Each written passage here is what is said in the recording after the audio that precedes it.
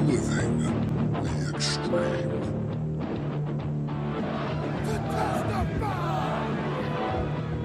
My name is Bubba Ray Dudley. I don't need a weapon. My hands are my weapons.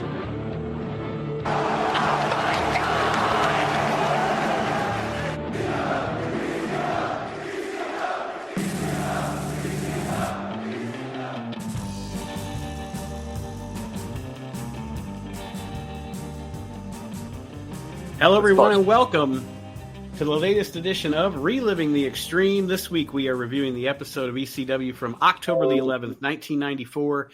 Nate Maxson here with you, along with, of course, my brother Aaron. Hello, everybody. And ECW's own Chad Austin. What's up, bro, fellas? How's it going out there tonight, fellers? I don't know about you guys, but my dogs are barking. My feet are killing me, man. I didn't work today, so I did nothing all day. It was great. So your dogs are sleeping. I was complaining on the way home to Jess about 2 more days till I have a day off, and she's like, "Stop complaining. You were just off yesterday." And I was like, "Dude, it doesn't feel like it." Yeah, you clock in and you're like, "Oh, I'm ready for a day off already." Yeah, I feel that every single time. Yeah, right. Ready to relax. Well, got to relax a little bit, I guess, and watch 40 minutes of ECW here. 37 and a half. 37 and a half. Yeah. And this week's show is well, they start the hype for November to Remember to start this show off, and then Joey intros the show, and this week's show is in Hamburg, Pennsylvania. It's Hambone. Exact. Good old fashioned field house.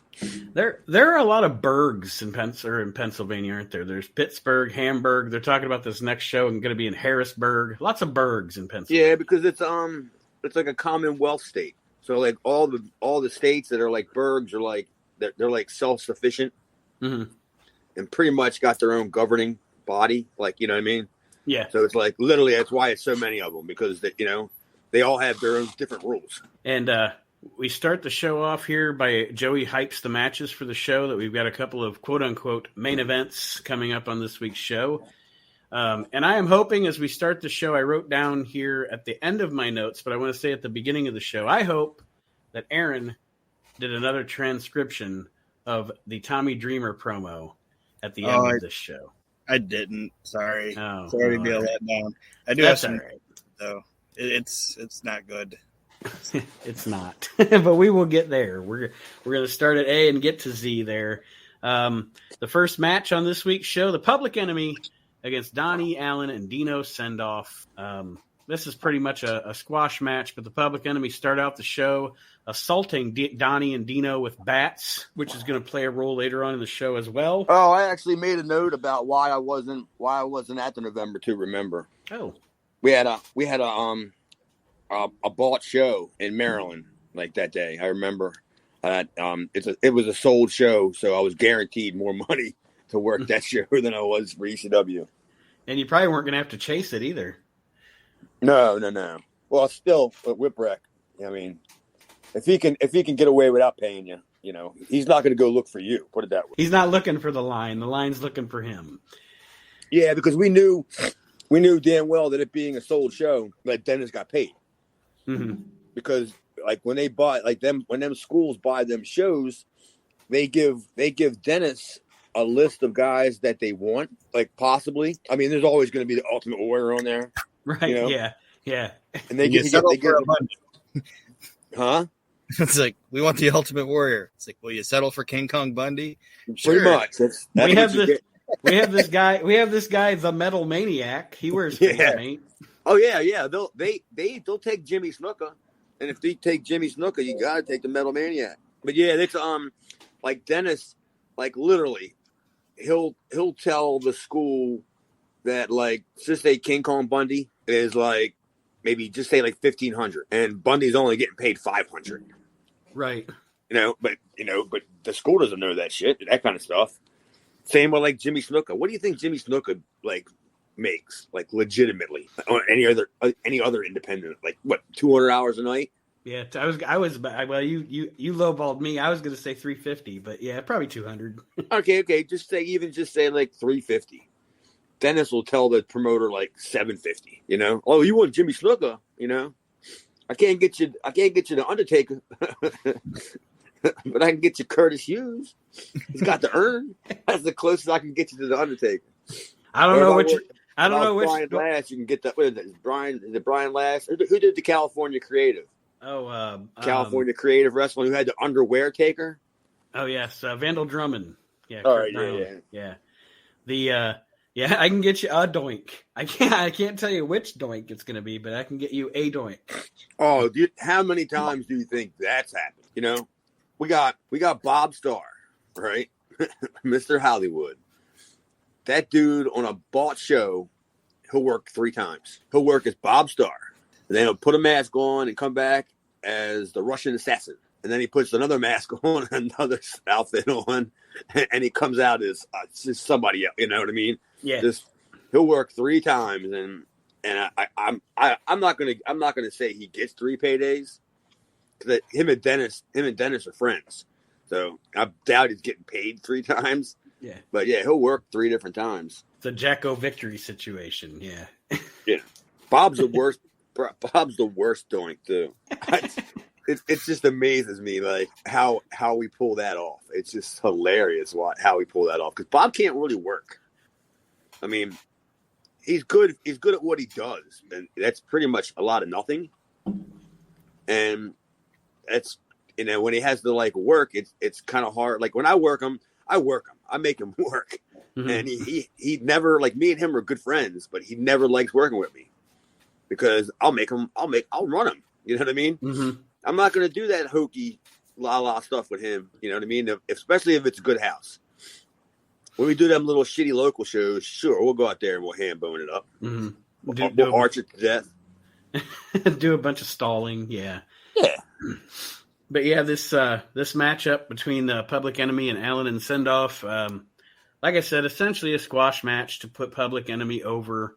I don't know if you guys have any comments on it. I don't have anything written down other than at the beginning they assault them with baseball bats. There's a jailbird chant, and Rocco raps on the top turnbuckle before he hits the drive-by. Almost the entire song. That match looked to me like it was like heavily edited. It just seemed like it was really, really short. Yeah, and it was chopped. Yeah, you're right. It was really choppy. Yeah, I don't know why they would have wanted Dino and Dino E. Allen to go. You know what I mean? To go any longer than what kind of was on there. But yeah, I was just like, dude, they hacked the hell out of this match. Aaron, your comments? It was what it was, and it was to get Public Enemy over. And like I said, Rocco rapped some song. I don't even know what he was rapping, but he was up there for a good minute, just rapping. He was just rapping. Donnie Allen had to delay there like a fucking dildo, waiting for Rocco to get finished rapping his song. It was dumb. Yeah, I mean, yeah, Public Enemy squash matches. I don't know. There's nothing to them for me. You know? Yeah. Like they really should just go out there and play like the hits. You know? Yep. Don't waste anybody's time out there by doing too much, because it really makes them look bad, because no offense, but nobody's gonna accuse, Johnny Grunge and Rocco Rock of being great workers. No, they're definitely a team that are reflective of whoever they're in the ring with. Like, you can get a good match out of them. I mean, Mikey and Cactus did it. You can get a good match out of them, but they're not going to give you the good match. Or you can do what the Harris brothers did and just beat the shit out of them. That's hilarious, man. Them 2 guys, man, they just didn't care, man. They're definitely a far cry from when they were the Blue Denim Bruise brothers in Memphis. You ever remember them? Yep. You ever see like their first promo? I don't think I've ever seen that. Because they were sponsored by like the band Sawyer Brown, and they came out for their first interview, and Lance tries to put him over, and the one of the brothers go, and he kind of smiled because he started stuttering, and then he just kind of shut up. And I'm like, oh, this is your first promo, like, ever. I mean, that's when they didn't look anything like they did when they came to ECW. And it's Memphis, so we're live. Oh, yes, it is. I'm not even sure they work on a 30-second delay. I don't think so. I think they're a straight live feed. Because I've heard some 4-letter word. Yeah, I've heard some 4-letter words slip during brawls and stuff that didn't appear to be edited out. I mean, obviously, I didn't live in Memphis, so I didn't watch it on TV as it was airing. But any that I've ever watched later on YouTube or whatever, yeah, I've definitely heard some 4-letter words slip on that show that did not get edited out. So I think you're right. I don't think they were on a delay. After the match, when I was staying in Memphis, I didn't live. The place I was staying at was not that far from the Union Avenue. Mm-hmm. And that is not a place of town to be in. That place is not good. No bueno. No bueno. Yeah, it is not a good part of town, buddy. As you could tell by the crowd. It seems to be what happens, or where wrestling meccas just seem to pop up, isn't it? These wrestling meccas seem to pop up in just the worst parts of town. Hey, man, They're cheap. Places. Them inner city places, them inner city people eat that shit up. Yeah, like I can't remember what the waiting list was, but I asked one time about how long the waiting list was for tickets, and it was a countless amount of months. It was just pretty much, you get lucky, It was with it being in the TV studio, were the tickets free?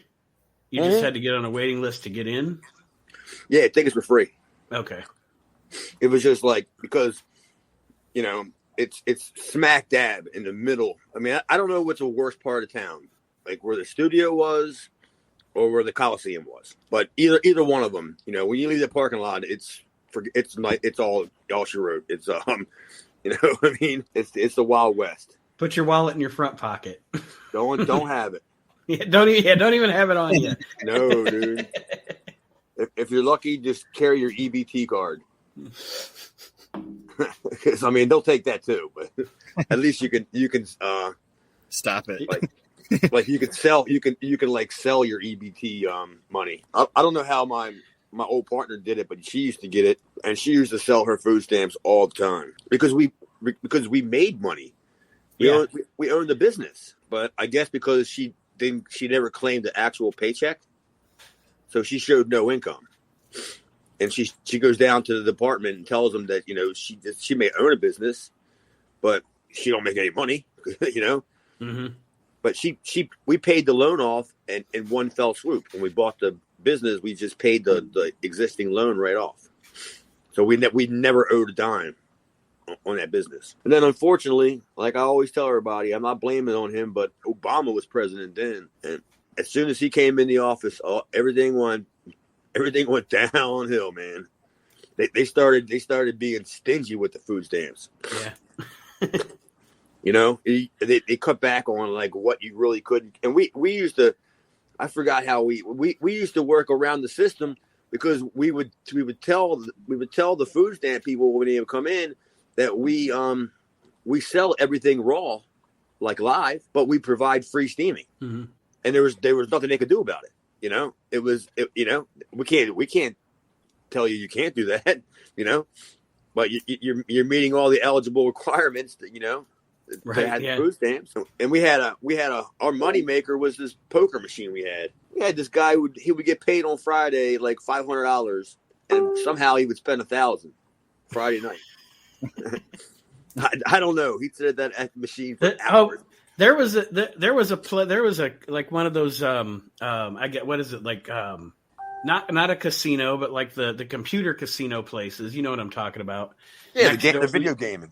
Yeah, next door to a place that I worked one time, and I always thought none of these people that I see around this place all the time ever seem to have to go to work. No, they're there all the time. Like, what the fuck? Nate, that is their work. It's a whole entire casino of Charlie from Starkville, Mississippi. That's the way I mean, I don't know. I have no idea what he looks like, but that's what that name reminds me of. It's like when you mention Archie Mitchell. I have no idea what he looks like, but I guarantee I see like 4 of them a day. In the produce aisle. Yeah, I can't wait for this job. I don't know what they're going to do. I don't know whether I want to go out with a bang and get fired big time, or just quit. But yeah, it was. Did you guys like the Public Enemy promo? That's actually I enjoyed it. Go ahead, Nate. Sorry. Oh, sorry, I didn't mean to cut you off, but I actually wrote down this is my favorite PE promo that I've seen on ECW so far. Yeah, I mean, this is my favorite thing they've done. Like, just in general, this is what they should have been doing the entire time. There wasn't any goofball bullshit in it. They weren't rapping fucking Cash Rules everything around me. He just cut up straight. Yep. And it wasn't the whole Johnny. Yeah. I was like, this is like the best you're going to get at a Public Enemy. Like, if you're trying to take them serious at any point, at least I thought it was. Yeah, they talk about their success in ECW, and they their story is they just walked in off the streets to ECW, learned how to wrestle, and quickly became a success. And they beat up the Funks, and they beat up this team, they beat up that team. And they're walking through this it looked like kind of underneath a bridge area. Well, you know where it was, right? No. It was right underneath 95, like where the arena is. It was just down the street. The perfect venue. Huh? The perfect venue. Yeah, because like literally, like the ECW arena is pretty much right under Route 95. But you kind of have to go. It's a pain in the ass to get to where you have to get on 95 at. You have to go through the city to get on 95. So it's a pretty big walk underneath there because there's nothing there. Like after you leave the arena, it's just a stretch of just nothing, and then there's like a drugstore, like some sort of a pharmacy, all the way at the very end. You guys never been to the arena ever? No. I last time I went, I couldn't believe what I walked outside again and checked the address because I'm like, what the hell happened, man? They actually put a lot of money in it. I heard from somebody that I know that lives out there that it's completely different now. It's a completely different the area, the arena, everything. The locker room. Last time I worked there, the locker rooms they actually kind of had like locker rooms, like not all individually separated, but there was small rooms like back there. But then you kind of find out who you are because. Right. I still never dressed in any of the rooms. I was still sitting outside with Hambone Donnie and Hambone Dino. Nobody ever invited us into their locker room. Maybe Shane once in a while. Because I ended up working because Shane living so close to Baltimore, basically. I ended up being on just a ton of shows with Shane. Mm-hmm. Because he could charge $200 or $250. And still only had to drive a couple hours, So he was getting tons of work. But yeah, I like the I thought the Public Enemy promo was definitely the highlight of anything they've done. And then they had the hotline plug. Well, Rocco had a really good line. He said they're more afraid of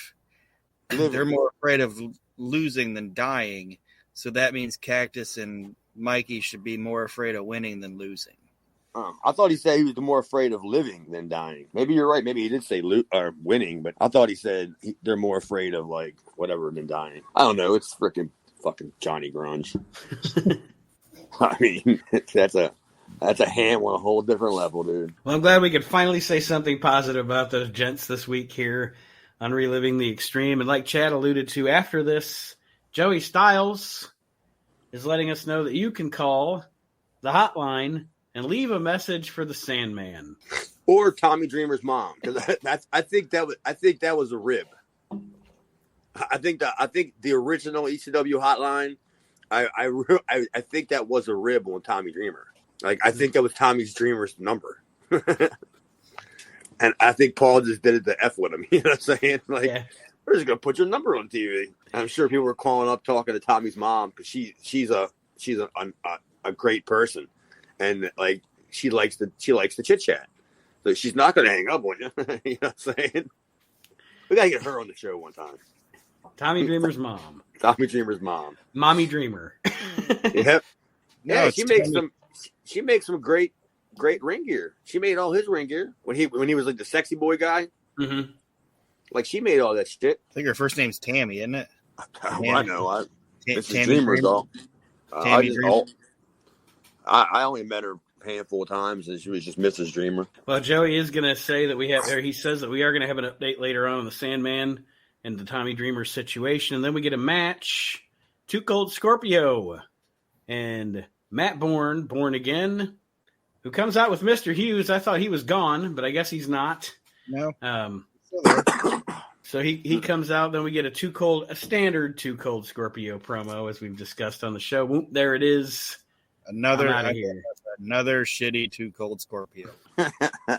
Yeah, I mean, I wonder how many of them, how many takes it took, you know? Because I mean, I know by the time it was my time to cut any promos, which none of them ever aired.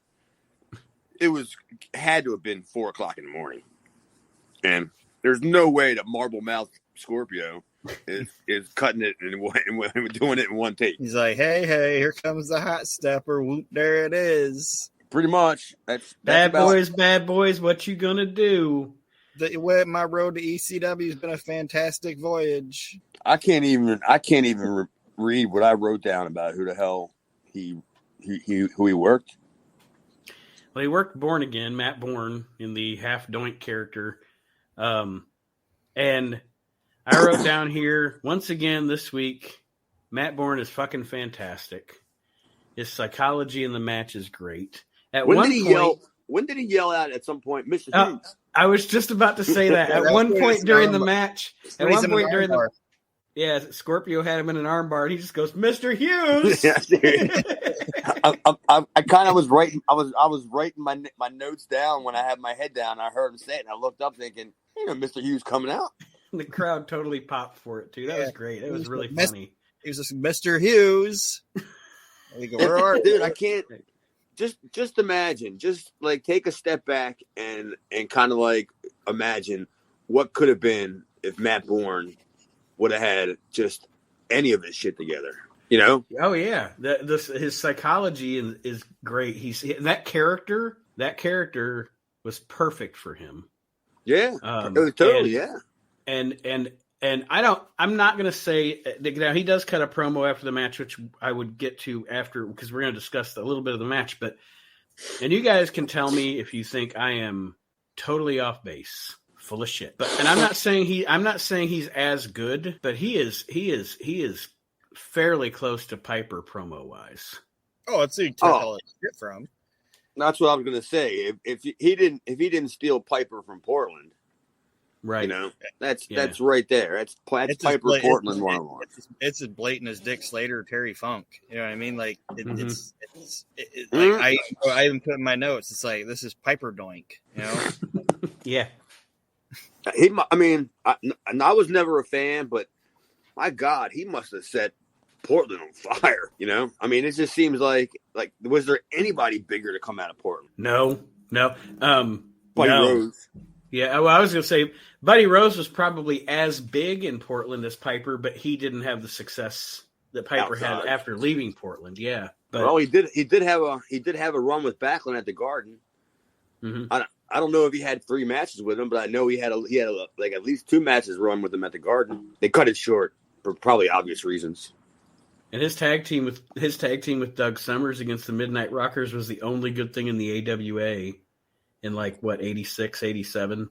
Everything else was complete boring garbage. But I beg to differ. Earthquake Ferris, Baron Von Raschke. I mean, seriously.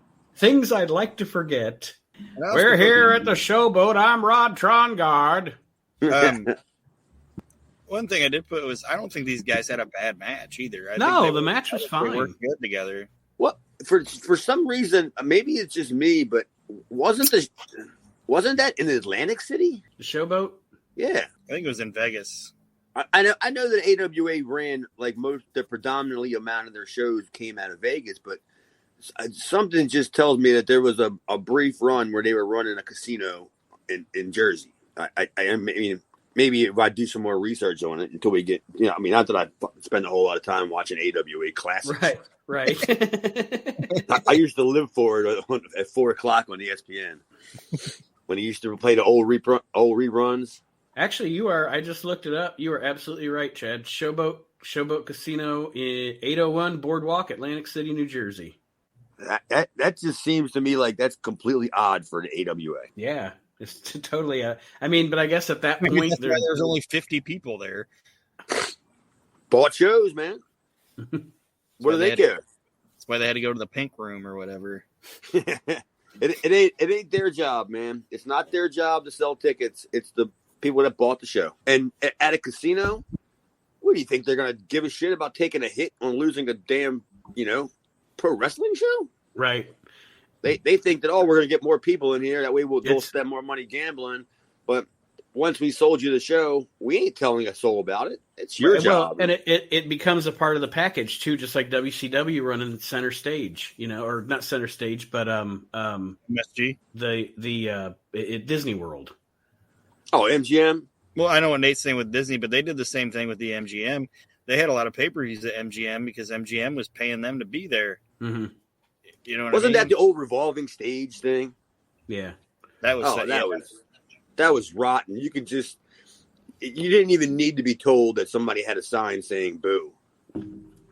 Yeah. Oh yeah. Yeah. It was like it was quiet, and all of a sudden you hear boo. Yay! Yeah. Like it came across. It made for bad television, in my opinion. It's like Monty Python and the villagers rejoiced. Yay! Yeah. That's a classic, by the way, man. I just found that on DVD. Now I have it on the Holy Grail. Mm-hmm. I have it on both VHS and DVD. That is the all-time classic. Bring out your dead. Bring out your dead. I'm not dead yet. I'm not dead yet. I'm still alive. You will be soon. Look at him. He's about to go.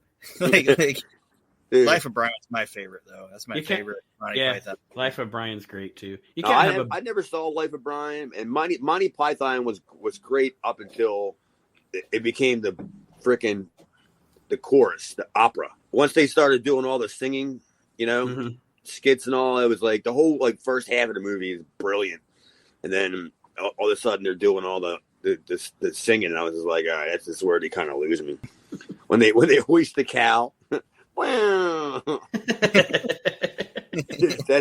that I'm telling you, I'll put that first hour or whatever up against any other movie and tell me I don't give a shit whether you like it or not. Tell me you're not going to at least crack a smile. Yeah. Dismount. The dude walking behind Sir Arthur with the coconuts. Yeah. My favorite girl moment's the fucking rabbit. That's fantastic. Oh, the big garlic teeth. Look at the bones. Look at the fangs on it, and then it just starts attacking them. and it looks so fake when it flies and it jumps. It's so fucking funny. We have a stuffed rabbit in the house because we used to have a real rabbit. And then we went to the flea market or something, and then we found a stuffed rabbit. And that looks just like it. And when we had the granddaughter over and she's sitting on the sofa, I always grab the rabbit and I throw it at her. And it's the rabbit. She doesn't have a clue. I mean, she's 3. I got her to start wearing wrestling belts though. She's a mark for all my fake belts. WrestleMan. That's what she calls them. One of my favorite Python bits is the joke that's so funny that it literally kills people. People literally die laughing reading it, and they used it, the British Army used it to help win World War II. Yeah, they show the joke. Where they have to send guys in and tell it piece by piece. Yeah, you can't know the whole joke or you'll die. Yeah, that's pretty funny. The match here with Scorpio and Matt Bourne ends in a disqualification. Essentially, Matt Bourne brings a wooden chair into the ring. Yes. Where'd they get that from? And I put in here, apparently Hambone never had actual steel folding chairs because every chair they ever used in the WWF when they worked there is fucking a wooden chair. It's like there's no. Yeah, I guess you're right. I never really looked at it that way. But yeah, I guess you're right. No steel folding chairs allowed in Hambone, Pennsylvania. Yeah. Fans get unruly in Hambone. You can only sit through so many Jeff Craney and Frank Williams matches before the steel chairs are going to fly. And the chair shot, because them chairs are heavy. Mm-hmm. Like I think they're heavier. I think they're actually heavier than the metal folding chairs. That's what I was going to ask you. Would you rather get hit with a steel folding chair or a wooden chair? Dude, you give me I'll take a steel chair flat out to the face. Like right, my forehead, whatever. And you pick up one of them wooden chairs. They have like these big ass screws in them holding the legs on. Like they weigh about 40 pounds. And you're gonna tell me you're gonna try to hit me with that and it'll work. That's why like I don't know, like watch what Zabisco did with Bruno. Mm-hmm. That chair came nowhere near him. You know? He's like, dude, he'll kill him. He'll kill poor Bruno if he hit him with that chair in any sort of, believable fashion. But yeah, Hambone was I guess they stayed pretty much tradition because it was like just a building, Mm-hmm. Like when they say a field house, it was just you could almost call it an airplane hangar. I was going to ask if you worked in there. I worked there much times. That's where I witnessed the classic Paulie and Jason argument. Oh, the Grand Wizard argument? Yeah. That's where that happened at. Like, oof, okay. I'll just take my check, Paul. As a matter of fact, you can just mail it to me. Because I don't even want to know about this. I just when I was listening back to that when I was editing that show, I pictured, I don't know why, but I pictured, Jason saying the thing to Paulie about Grand Wizard. And then I pictured Chris Tucker and Ice Cube on the porch on Friday, Yeah, that was quite an argument, man. I'd kind of like to know like the real story. But I have a feeling there was enough said right there that you could pretty much put together the story. Knowing Paulie's past. Leave it to the imagination at a certain point. Yes. Yeah. Paulie and the Grand Wizard. After this match and after Bourne gets disqualified, Matt Bourne and Mr. Hughes beat up Scorpio. And then Matt Bourne puts the Doink hat, the Doink wig on Scorpio's head. And I think just in some really, I don't know, it's so cool. He asks Scorpio, how does it feel to live in my hell? And and Joey's playing the juxtaposition to that, saying, well, you took the money, you played the gimmick, but Matt Bourne is pretty much essentially being Doink made me psycho or whatever, or broke me mentally. Just, really cool shit. And like you said, Chad, I think if this guy could have kept his head on straight, he could have been a huge part of ECW going forward. When did he call him two quart? Coming up. That's in my notes. Coming up. I don't have that as a note, but for some reason it just popped in my head. Yeah, it's during his promo. Yeah, but then he goes, "What are you, Scorpy Doink?" on the microphone. And just your guys' overall thoughts on this whole angle at the end of this match. I enjoyed it. Like I said, I thought it was a good match. I thought they worked well together. Bourne throwing the referee over the rope to get the DQ and then going fucking crazy and just like rambling. It worked. Yeah, it was good. It was pretty good stuff, man. I kind of thoroughly enjoyed it. I'm not really looking too far ahead at the rest of the notes or what we're going to talk about, but I would journey to say that's probably the best stuff on the show. And then they follow it up with something cool, like they go to a commercial break and they follow it up with something cool. Rockin' Rebels in the ring, and Scorpio just slams the shit out of him. It's cool to see. This is a good psychology on the part of Scorpio because Scorpio is usually a fun-loving character, but after what just happened to him. He's a little bit violent there. You know what I mean? He's pissed off. I don't know. I thought it was effective. That was effective also. Just as little as the segment was. You could tell he was getting fired up. His big ass ears are turning red. Old two quart over there. His alcohol fueled blood was boiling. He's going to start quoting the gangster rap songs now. Oh, he's gonna still say "Scoop, there it is." 187 on an undercover doink. He ain't gonna say any of that. He's too much of a Mitchell. Now we roll into a fantastic Matt Bourne promo, but he does say 2 chord. I don't understand it. Because at first I thought he misspoke, but then he says it like 3 more times. Well, what do you think the rib is? Is that just a reference on him like drinking? I didn't think of that. That might be it. I thought It maybe has to be, right? It has to be, right? Yeah, it has to be a reference to him drinking, I'm assuming. I just took it as a flub. I didn't even look at that far into it. That's a good observation, Mr. Austin.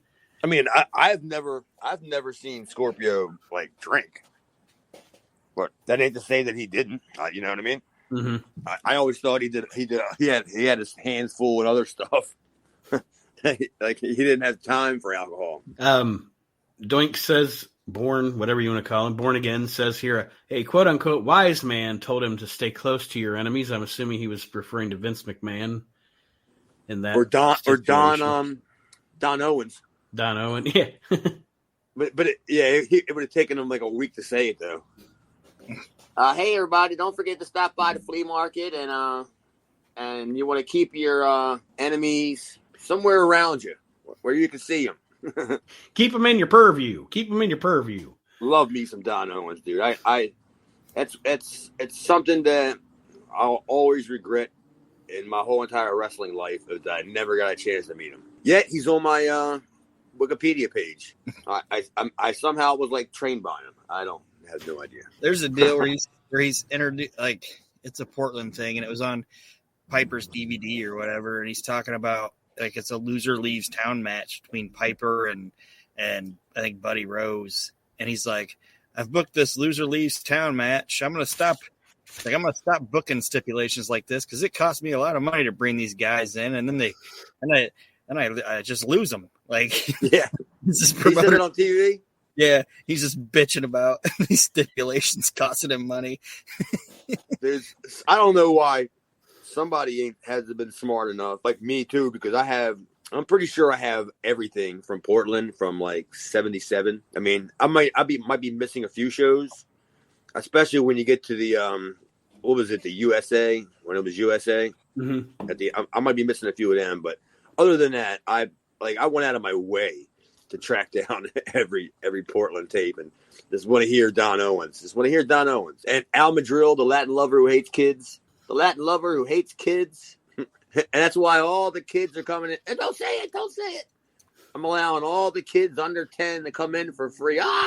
That drives the heels insane, letting the kids in for free. Letting them little rugrats in for nothing. Their own welfare. That kind of shit, that kind of heat is my kind of stuff. When you're actually just basically shooting on them. Yeah. Their own welfare. You're letting these welfare kids in here for free and keeping them off the streets or whatever. Don Owens, dude. That's great stuff. You ever see my Wikipedia page? I think so at one point. Dude, I don't know who made it, but like hardly anything on it's right. I don't know who did it, but I went back and looked at it when somebody brought it to my attention. I'm like, I got like 4 birthdays. There was something. Actually, I'm going to look now because, to be honest with you, there was something on your Wikipedia that I thought was funny. That could be a segment of the show. Dissect Chad's Wikipedia page. I wrestled as Pat Patterson Jr. I think that was on there. You are Chad Slavensky. Okay. You're a semi-retired American professional wrestler known by your ring name Chad Bowen. Anthony's brother. Early in your career, you spent time in regional promotions such as the USWA and Smoky Mountain before their close in the mid-'90s and made occasional appearances as a preliminary wrestler in World Wrestling Entertainment. No, never happened. I wouldn't do it. I didn't want to do it because I forgot who told me. It may have been Raven. That like I had a bazillion opportunities to go do it, and because Bob always wanted to take me, mm-hmm. and Raven was like, "Don't," because once you start doing it, then that's all you're going to be perceived as. Like, if you want to do anything else, like, you know what I mean? And he's like, he knew I hadn't been in the business all that long.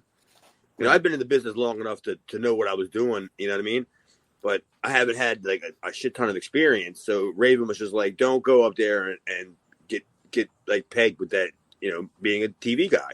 Because that's all you're ever going to be seeing. That. And Bob never cared because Bob was just in it for the money. So how about this? Every week, we'll do for a few weeks. We'll fact check Chad's Wikipedia. Every week, I'll read a paragraph of your Wikipedia page, and we'll see how much bullshit there is in there. So we're going to do it again just next week. Yes. I don't know how much is on it because unless it's been updated. I see at least 10 paragraphs here, so shit, we can get 10 weeks out of it. Really? Yeah. I don't know what, man. I know the last time I saw it, I just kind of laughed and was like, dude, like none of this is true. None of it. Like, you know, I had like a bunch of names, a bunch of birthdays, you know, places that I didn't wrestle. Next week, I'm going to be like, and of course, with my brother Aaron and ECW's own Chad Bowman. And then don't forget, just black or whatever. The best Chad I ever was just Chad. Yeah, like when I was with Dino as the Slackers. You ever see any of that stuff? No, I've never seen any of that. Dude, we killed it in Maryland. Like we were like the only act to ever get a royalty check from T-shirt sales. We had a T-shirt that looked like a Snickers bar, and it said king size Slacker on it, and on the back it said horny, grab a Slacker. And when they were making the shirt, I was at our local flea market, and I was just like dicking around looking for like an outfit, kind of like I was looking for probably that Superman shirt that I used to wear. And literally Jeff like calls me up and he's just like, give me like a tagline. And I just said like, I don't know, horny, grab a Slacker. And next thing I know, like the slapped shirt on a T-shirt. It just sold, man. It sold like it. I couldn't believe it when I went to the mailbox and there was a $125 check in there from fucking Dennis Whipwreck, and I'm just like, whoa. And I called him up and he's like, dude, you guys sold like 275 shirts. And I'm like, you're kidding.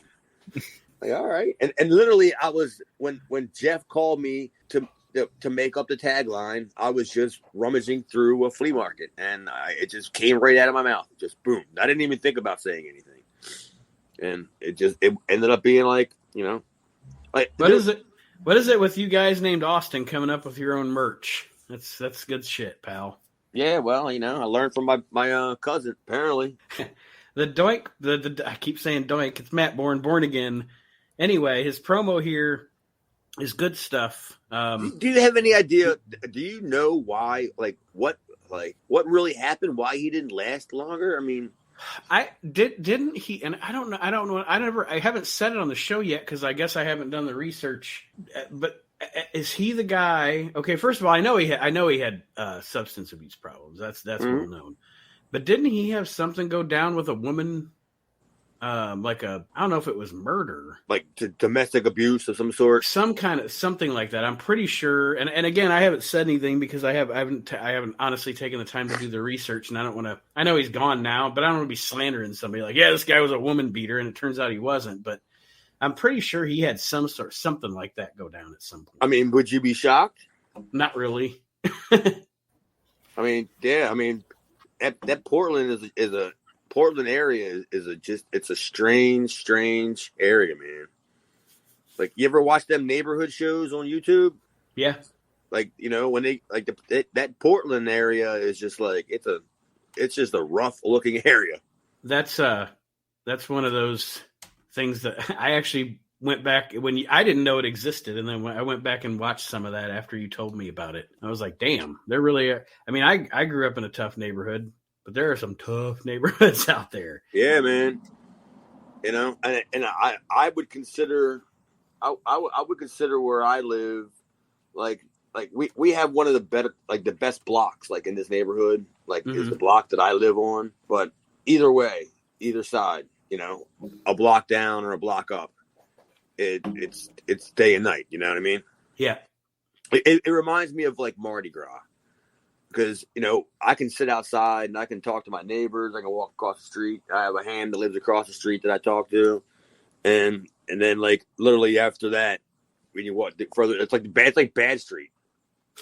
Like the further down the block you go, the better the battery gets, and not a good bad either.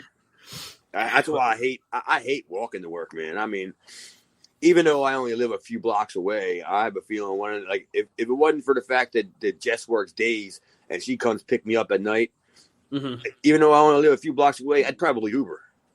Right, yeah. Because I don't want to walk up these streets. Yeah, just to avoid anything that might possibly occur. It's easier for me to cut up alleys. If I crisscross applesauce up through the alleys, but then that's even worse. I don't really, because then I got to deal with rats. I hate this freaking neighborhood. As we wait for Aaron to reconnect here, I don't know what happened to him, but he froze up and dropped off. He gave up. He's like, yeah, fuck it, I'm out. Yeah. This fucking show's taking is an abortion. Well, like I said, great promo from Matt Bourne here. He goes on about, it's kind of a split personality thing, and he's doing a great job with it. He's kind of hating on Doink, but then he says everybody wants to be a Doink, and et cetera, et cetera. And I thought it was some really good stuff from Matt Bourne. And like I said, it's too bad he didn't get to have a longer career in the company, because this ECW company probably would have been the perfect fit for him finally in pro wrestling. Yeah, man. I mean, actually, even if Matt would have been, just say he would have gotten his act together, by the time he got to ECW, he would have lost that act. Yeah. That's just the way it was. I mean, not me, but that Travel Lodge that we stayed at, man, that was in a very, very bad part of Philadelphia. And after we lost the Ramada, I mean, clearly you knew that was going to happen sooner or later after you stayed there for a few times. That there was no way they're going to allow this bunch of misfits to stay in the Ramada, So then we had to move down to the Travel Lodge, and it was a dump. And then you had to put 4 guys in a room, even though it was $40 a night, but nobody wanted to get their own room. We were barely making it. I was staying with the job guy room. I mean, I'd probably be with Jeff if anybody. You could never find Axel. By that point, Axel was already on his path. Well, like you said, somebody that has an addictive personality, you can't, kind of what you were alluding to, you can't plop them down in an area where all of that shit is easily accessible and not expect disaster. Pretty much, man. I mean, that's just there's nowhere you can really go. You know what I mean? There's not a whole lot of places to avoid it. I mean, I remember taking Jason and Angel down the block one time to score something. I didn't even want to know. They just asked me if I can give them a ride somewhere, and I just said get in, and they told me where to go, and I dropped them off, waited about 10 minutes, and got back in and went back to the freaking hotel. And I was like, yeah, well, I was just a mule for a second. If I don't know, I don't know. If you pull me over and I'm telling you, officer, I don't know, I'm telling you the truth. You can give me a lie detector test. I have an idea, but I'm not going to make any assumptions. Now, the final matchup we have here on the ECW show this week is for the ECW TV title. It is the ECW TV champion, Jason, against Mikey Whipwreck, the former champion. And we were discussing this in our chat earlier when we were getting ready to do the show. Both Chad and I had down Joey Styles as the match starts talking about Jason. He goes, "What a banana." I don't even know what that's supposed to mean. Me neither, but it popped me. I like that. What a banana. All I know is I'm using it tomorrow at work somehow. I'm gonna find somebody and I'm gonna call him a banana because I had to work bananas today. And then now it reminds me, what a banana. What a banana. You got to say it like Pat Patterson, though, man. What a banana. And the crowd go banana. I guess we're going to end up doing the show without Aaron because we're pretty much wrapping it up anyway, right? Yes, we are. Essentially, the match itself is fine. It's pretty much Mikey, of course, wrestling from underneath. Looks like he might wind up beating Jason for the title, but it doesn't happen. Because the Public Enemy comes in and jumps Mikey with the baseball bats. I said the baseball bats from earlier would come into play later. They put Jason on top for the 3 count after knocking Mikey out. and then continue to beat him down until Cactus Jack comes out. I mean, that's essentially because you're building toward Cactus and Mikey are going to have 2 matches, I guess, with Public Enemy coming up. They're talking about the one in Harrisburg. It's coming up on, I think it's Saturday or whatever from this show, and then at November to Remember as well, no matter who wins in Harrisburg. So essentially what this match was just a way for Jason to be on the show again and to build the match between Mikey, Cactus, and the Public Enemy for November to Remember. Yeah, I kind of like that. I like, I remember the formation of Cactus and Mikey. It was, if it wasn't for the fact that I was doing something else already, that probably would have been me. Mm-hmm. But, I had already broken off and started doing something else. And Mikey was still, they could not use Mikey because they were still using, he was still putting the ring up, mm-hmm. And he's still cheap labor. Right. That's not saying like he was free or anything, but you know what I mean? He's putting the ring up and he's tearing the ring down. It was Ted Rocco's ring, a big ass ring. Yeah. That's a big son of a gun right there. Let me tell you, that's a big son of a gun. Visually on TV, you can tell. Even as me not ever having obviously never worked in that ring, I can tell, goddamn, that's a big ring. Yeah, just getting into the ring, getting on the apron itself. Mm-hmm. You ain't doing that gimmick where you're just hopping up onto the. Who does that spot where they hop from the floor to the? Brock Lesnar. Oh, Lashley, good luck with that one, Brock. Lashley does too. You ain't doing that in that ring. It was big and it was all steel, but it was still relatively soft. Mm-hmm. Yeah.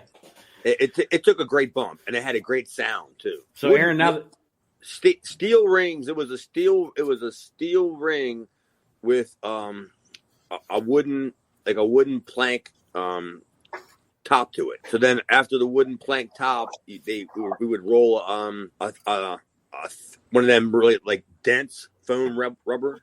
Mm-hmm.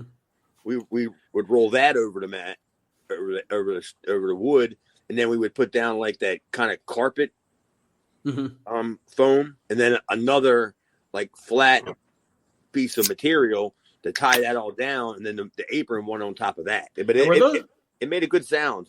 Were those ropes loose on the ECW ring? They were look great. Loose. Okay.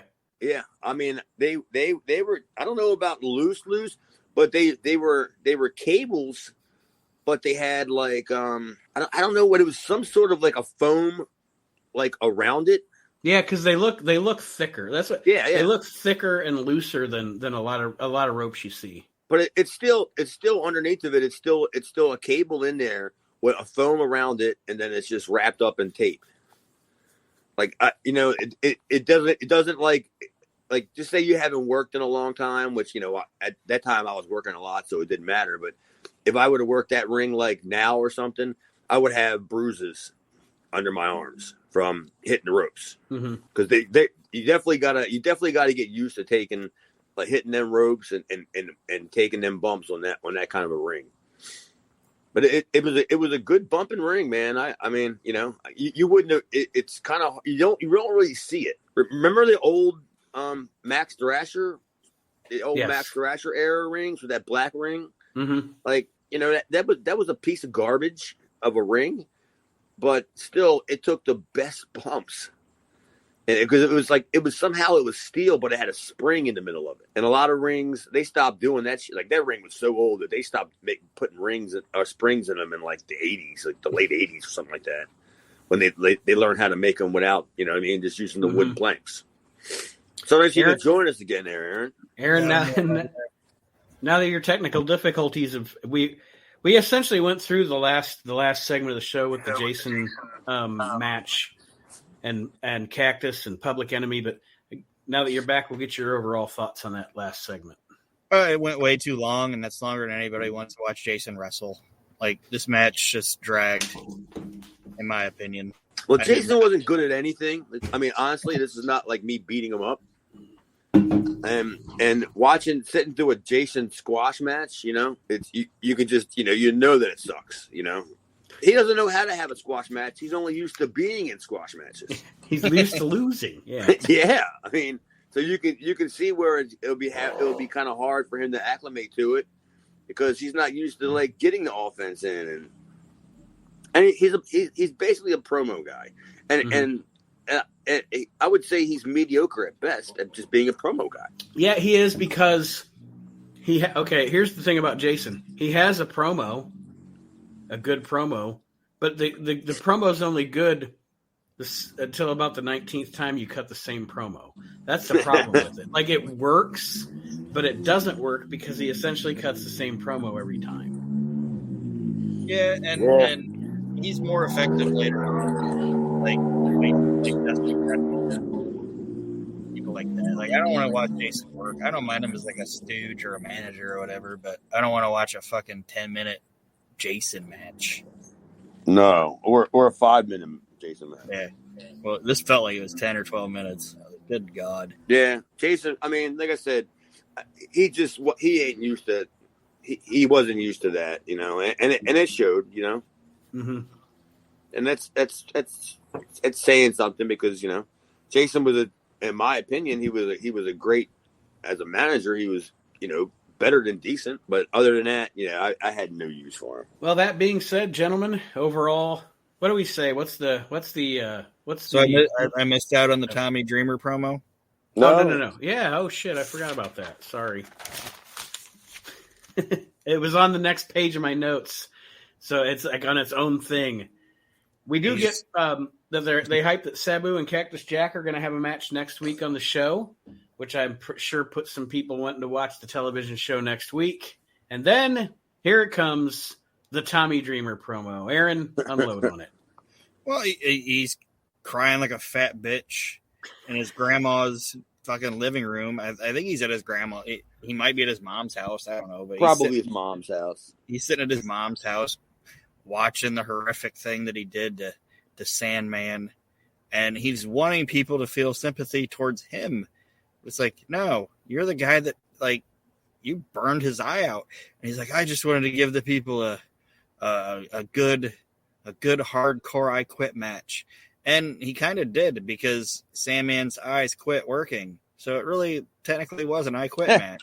I guess. If you look at it that way, huh? Yeah. And it's just, he's like, he's very sad and he's telling Nancy and Sandman that he's sorry and that every match that he wrestles for the rest of his career, he'll wrestle it for the Sandman. Great. It's like, yeah, thanks, Tommy. Yeah. We love you, Tommy. You're Tommy. Hardcore. Yeah, put upon Tommy here. He's just like, oh, he's like, put upon Tommy. I would love to see a Tommy Dreamer Archie Mitchell feud. That to me sounds like box office. The promos they would cut on each other. Yeah, like I said, that's my kind of wrestling. Put upon Tommy here. He's crying. It's like if you would hit a kid and then you're like, oh, feel bad for me because I struck this kid with my car. I can't get over it. It's like, no, you hit a kid with your car, you piece of shit. Like, all these feuds the Sandman has, it's like he's not, like, they portray him as being the heel, but he's kind of the face of the situation. Like, Tommy Cairo, like, had an affair with Sandman's wife, and then he got mad about it. And now Tommy Dreamer hit a cigarette and blinded him and smacked him in the eye smacked him in the other eye with a cane after he did that. It's like Sandman's. It was kind of like the whole, like, you're trying to present the image of him being hardcore, but at the same time he's coming off as a piece of crap. You know what I mean? Yeah. You're like, oh, he's hardcore, right? But he's a hardcore piece of crap. Like, you know, who does, like, nobody deserves the right to get an eye taken out. You know what I mean? Yeah. But he's not sitting there like, I'm a complete piece of shit because I did that. He's just like, oh, feel bad for me because I did that is what he's trying to like, oh, Sandman's blind, but I'm emotionally upset about what I did. Like, it was just an awful promo. Yeah.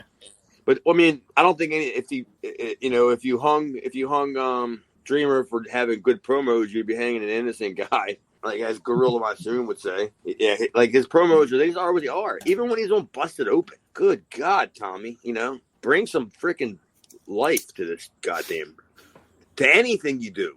I don't know how Beulah puts up with him. Yeah, I think the only thing you can say about that Tommy promo is what a banana. Yeah.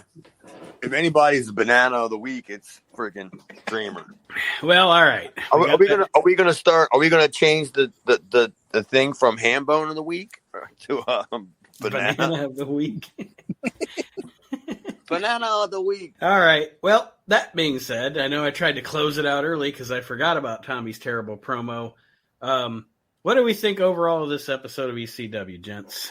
Nothing happened. No, man. So you can't. There's absolutely no reason to give it anything higher than maybe a C minus. And that's all Matt Bourne. MPE. I mean, if you break it down segment by segment, that would probably be the most of the reason why it would be a C minus. You know, because there wasn't a whole lot of content like on there. Public Enemy promo was pretty decent, but yeah, if it wasn't for the Matt Bourne promo, man, this show would just be in the toilet. But that's just me. And it seems to me like can't we usually tell when they're getting close to when there's going to be a new set of TV tapings? Yes. Are we getting there? Do you think? Does it look that way? I mean, I'm just asking. Because we're rolling into them starting to move into angles with November to Remember. I think November to Remember. This one is, I think Douglas and Simmons. So Ron's getting ready to come in. Is it? Damn. I thought November to Remember was going to be Douglas and Scorpio, but maybe I might be wrong. No, yeah, because I don't think Simmons comes into what 95. No, I think you're right. Yeah, I think I don't know for sure. I don't know for sure. I know he comes in late 94, early 95 because it's just that because he leaves WCW when Hogan shows up. He's like, fuck this shit. He saw the writing on the wall. And, yeah, because I wasn't there. I was technically gone, like theoretically gone by the time he got there. So I worked all the way 94 through the majority of 95 up until probably the spring is when I started like realizing that this ain't for me, man. Mm-hmm. You know, I can only take so much of this. And going to the mailbox and hoping that Paul had enough money to put a stamp in the envelope that was empty. What I'm wondering is, and we'll find out next week when we watch the show, because they hyped a Cactus Jack versus Sabu match for next week. I don't think it happens, does it? Is that at Hamburg? That can't be a Hamburg. It may have been because it may have been we may have done that weekend. We may have done Friday, Saturday, and Sunday. Okay. It would have been Hamburg Friday night, the arena like Saturday night, like the main show, and then the tapings would have been that Sunday afternoon. So that's when you start seeing like all the big names, like, you know what I mean? Mm-hmm. And they're on like every single week for like the next couple weeks. That's when you know that we're, getting into a new set of tapings. Yeah, well, I don't know how Paul did it. Like, I don't know how Paul would get. I mean, because the shows did go like sometimes 4.5 hours long, but he would get 6 weeks of TV, out of just that, out of like maybe what, just say maybe 13 matches. Yeah, give or take a few matches. But he would get 6 weeks of TV out of like one TV taping. And I guess owing the TV studio money, he did as much as he could, in the time they were letting him do it before they realized that he owes so much money that they ain't going to let him back in anymore. What was that, Aaron? It is Ron Simmons versus Shane Douglas at November to Remember 94. Okay. All right. Well, and I guess that makes sense because Hogan comes in. Because like I said, the main catalyst for Simmons leaving WCW is Hulk Hogan came in and Simmons saw the writing on the wall and where he was going to be on the card. So, yeah, and Hogan comes in June of 94, and this is October. So, yeah, I guess that makes sense. I guess my timing was a little off as far as when he comes in. Maybe I was thinking of Blanchard. Maybe it's Blanchard that comes in 95, isn't it? Yeah, because I was on that show. I mean, I don't know if I was actually on the show, but I was at that show. That was somewhere around when Worlds Collide. No, that was 94, right? Mm-hmm. Yeah, but yeah, wasn't Blanchard on the same show with Arn and Bobby? No. No. He comes in on his own. because I remember.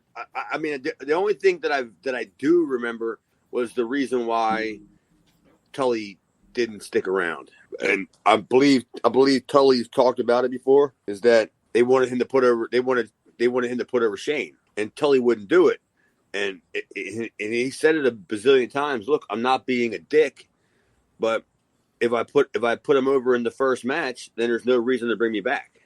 Right. And it made total sense, but he's also going into the business for himself. You know what I mean? But making sure that he can get like 3 more bookings out of it.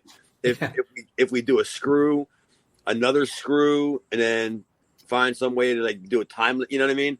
Yeah. If I can, yeah. So yeah, he was just doing business for himself, which nobody can blame anybody for doing that. Mm-hmm. He was just looking for the payday. Yeah, That's not a payday. That's a bill. It's not a cell phone. That's a bill by Tony Atlas. I don't know why Tony Atlas did. Tony Atlas ever work there? ECW? Yeah. I don't think so. He wasn't too far away. I mean, that I remember. I'm sure he was probably working 2 towns over when they that was his stomping grounds in the early to mid 90s. The Savoldis. Yeah, the old Savoldi IWCCCCCCW. Still my favorite company. I don't know what's better to hate, that or Portland. I don't know. Curly Mo though, I'm telling you. I still have like anytime I come across somebody that has like ICW tapes, because I lost a bunch of them like in a flood. I had like the whole entire stuff, but I just lost them all, and I'm like, dude, I got to get the rest of these IWCCWs. When Johnny Grunge was with the Equalizers, Zip and Zap, it had to have been the worst ever, the worst company. It had to have been. That, and you know what's great is you're talking, because I know me, Aaron, Chad, the 3 of us, that you are talking to a real wrestling fan when they love to watch shitty wrestling. Yeah, and you go out of your way to look for it. Yep, sure do. I want to see something completely fucking awful. Yeah, give me a good I don't know if it's our page or whose page it is, but give me a good Jeff Farmer promo. Yep. From that Arkansas stuff, because I used to have all that stuff. Man, I don't know. Motley Cruz. Motley Cruz, yeah, man, that stuff was rotten. You could smell it through the television. It was so bad. And who was that Motley guy? Cruz, dude? Seriously. Who was the guy that worked for like that women's company? And he was like the manager, and he cuts like the most racist, sexist promos of all time. Oh shit! God damn it! Yeah, it'll come to me as soon as we're done. It'll come to me at 2:00 in the morning when I'm trying to go to sleep. Yeah, I'll still be awake, so I'll just keep checking the page. So we lost Aaron again. No, I'm still here. I mean, we lost Nate again. No, I'm here too. Who we lose? Nobody. Aaron just turned his camera off. Oh, all right. Well, I don't know why I did that. What are you doing? Something illegal? I just don't want to make eye contact with you guys while I shit. Oh, ain't nothing wrong with that. You don't know how many times I've done it on the show. Oh yeah, I do. No. All right, everybody. Now that we've gotten Aaron's bathroom break, we are going to sign off. So it's not a break anymore, Aaron. You get to clock off. Aaron, any parting words for our listeners this week? Or any farting words? He's going to flush the toilet, man, right now. It's a good thing that we're ending the show anyway, because I just got a text message that I got to clean up on aisle 9. I gotta go clean that up, and then I gotta go restock the milk. This fucking job, dude. I can't wait. I can't wait to quit this fucking job. I hope there's like a big like storyline swerve, and by the time it's over, like Chad's like the manager. Oh yeah, dude. I mean, yeah, like it almost seems like I can't do anything wrong. Like they kind of like continuously put me over, and I don't even do anything. Like, I don't know. I guess it kind of reminds me of that Seinfeld episode where George just says he just kind of continuously looks busy. That way nobody asks him to do anything. So like I'm constantly walking up and down the aisles, you know, like I'm looking for something, but I'm not looking for it. Eventually it's going to be like Kramer, where you're going to be like, well, I don't even work here. And the guy's going to be like, I know, that's what makes this so awkward. You're gonna be like the big daddy of your grocery store. Like, I don't do anything, but you guys just keep putting me over. Yeah, I mean, nobody will let me work. You know, everybody I work with does everything like for me. So here I am, I'm pretty much just walking around. You know, that's what I do. I would say 80% of the day is just walk around. But then again, to be honest, the guy the Bone that I worked with today is a manager, and he told me that for some reason it's been extremely slow the last few days. I don't know. I don't know why. I don't know if it's a food stamp issue or whatever, the food stamps come out or something or why. But yeah, he was telling me that it has been extremely slow, and he's like, even today he was like, hopefully tomorrow, you know, we'll have something to do. Well, I noticed at my job, like, first of the month is usually crazy, you know, but then it got food stamps. Yeah, but that food stamp crowd wasn't around, and then like the 5th, they started showing up. And what I think it was is I think the fucking holiday pushed back everybody's food stamps. I think since the 4th of July weekend just had to push everybody's shit. Man. Now they're finally starting to get their mailbacks checked, and they're all back out there now. If you could take food stamps, man, you guys are solid. Look at this. Greystone, get out of here. Oh, outside cats just come strolling in. I walked in to get a beer, and there's the fucking outside cat. A manager, another manager, he's not there anymore, but there was this guy, and he had some problem with his fucking food stamp card, and it wasn't working or something like that, and he started complaining.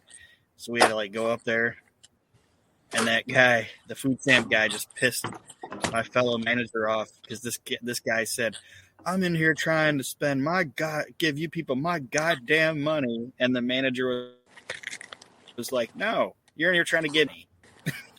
Like, yeah, your food stamp is money I gave you out of my check. Like, no, don't tell me it's your money. Hey, EBT, man. All right, let me sign off. Thank you for joining us, everybody. This week on Reliving the Extreme. We'll see you next week. Makes you wonder if Snook ever had to say that.